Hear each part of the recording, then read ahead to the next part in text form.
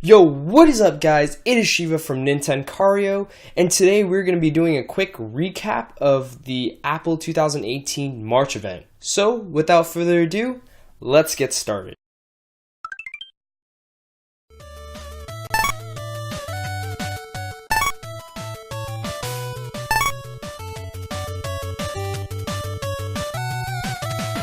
So the first thing that was a big hardware release, or I should say the only hardware release, is the new, but not new, 9.7-inch iPad. And when I say not new, I mean not new. Like, the design did not change. We still have Touch ID.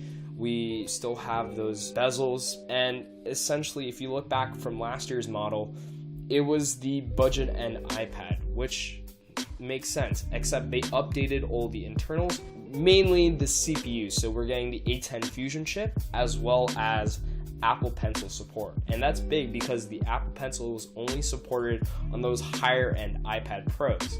So going for its price, which is priced for schools at $300 and students for $330, or consumers I should say, that's big. Because now many artists can now draw on cheaper iPads that, already have gorgeous displays on them. With that being said, with Apple Pencil support, that opens up newer avenues, and Apple actually let Logitech make a stylus, and they're calling it the Crayon, if you will, and it's $50. So it's actually $50 less than the Apple Pencil, which is nice for students who want to get into drawing and want to do some advanced techniques with the actual stylus that the Apple Pencil does, but not for that price. And Logitech also released a new keyboard that is going for $100. So I believe the Apple keyboard that they were selling with the smart connector is around $150. But you got to keep in mind, this new iPad, there is no smart connector. Only Bluetooth keyboards are accepted, which is nice because you don't have to go the Logitech route. There's a bunch of cheap alternatives that go for like $10. I know, for example, this is way up in that price range, but Razer created, I think, a mechanical keyboard for iPads like last year or something like that, mid last year. So you have different alternatives for different keyboards. But in overview, these are all the hardware releases. I'm just going to go over it again. We got a new 9.7-inch iPad, but not really new. We got Apple Pencil support on this new iPad. Logitech also created a Crayon, or stylus, that's identical to Apple Pencil, but a little bit less. And then we also got a release of Logitech's new keyboard that is $100. So these were the main hardware products released at this event. I wasn't expecting a ton of hardware releases, but the next part is the software, which I'm going to talk about now. So we just talked about the hardware, and now we're getting to the software part of this event. And we're going to start off with the Classroom app. Yes, there is a Classroom app on iOS, and not a lot of people knew about it. Personally, my school uses Google Classroom, all Google essentially, so I didn't really get to know the Classroom app from Apple. But for those people who do use Classroom, it's coming to Macs. Now, in my opinion, I didn't really see the event, so I don't know if it's coming for Windows or like an online version like Google Classroom. Google Classroom, it doesn't matter which device you have. You can have Windows, Mac, Google, whatever. Even your phones, you can use Google Classroom and upload files and different stuff and add specific homework assignments. Now, this is kind of forcing people to either have a Mac or an iOS device, which, I mean, there is a ton, but when you have schools that mainly run on Windows, you see the issue that's going on. So it was kind of unclear of whether this would be an online version as well as a Mac version.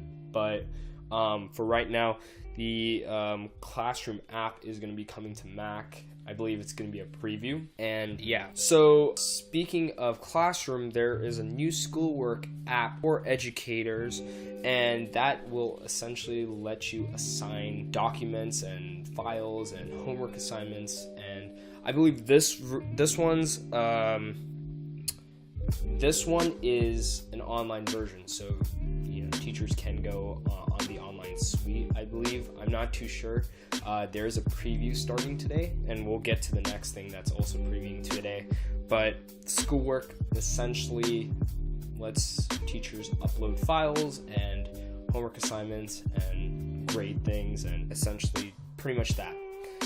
And so with this being said, with these two apps, Classroom and Schoolwork, we're going to be pretty much getting the Everyone Can Code curriculum, which is already out, which essentially lets everyone code. Like, it gives you coding lessons on Swift, which is the programming language for Apple devices. We already see Swift Playground available, and the Everyone Can Create curriculum. The Everyone Can Create curriculum essentially talks about, creativity. So music, photography, video, you name anything creativity, it's in this curriculum, and they'll be teaching that. I believe this one's also previewing today. I forgot to mention that the iWork suite is also updating, so it's not dramatically updating, but we are updating it, or Apple's updating, I should say, with Apple Pencil support, which is nice. So students can mark up certain things, and teachers can even grade things and add comments. And Google, as I've used it, I'm forced to essentially for my schoolwork.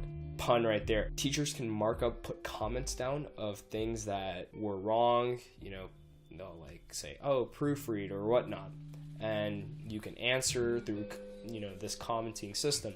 But in my opinion, that doesn't work, because if I have specific things that I have to comment, I commented one thing and then I want to get more specific, I can't do that. So this kind of is a great way, but that's just my personal opinion. I forgot to mention that Apple also stated that students with specific student Apple IDs will be able to get 200 gigs of iCloud storage to store all those pages and Keynote files.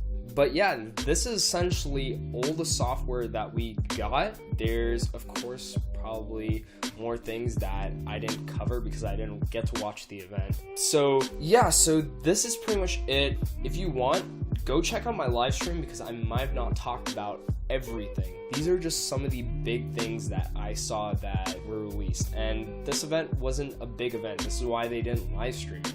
So the next big event is WWDC. I'm super excited. It's going to be good. We didn't get a MacBook this event, but I believe it's going to be coming out WWDC. And also, what was surprising is AirPower and the new wireless AirPod charging case is not available, and that's probably due to FCC trying to figure that out. But anyways, guys, I'm going to stop dragging. This has been the March event recap. I'm Shiva from Nintencario. If you liked these videos, if you want to catch more Apple videos or tech videos in general, make sure to subscribe and like this video. And yeah, that's pretty much it. Make sure to comment down below what your opinions were on this event. Did you like it? Just voice your opinions. I just want to hear what you guys have to say about the stuff released. Anyways, guys, thanks so much for watching, and I'll catch you in the next one. Peace.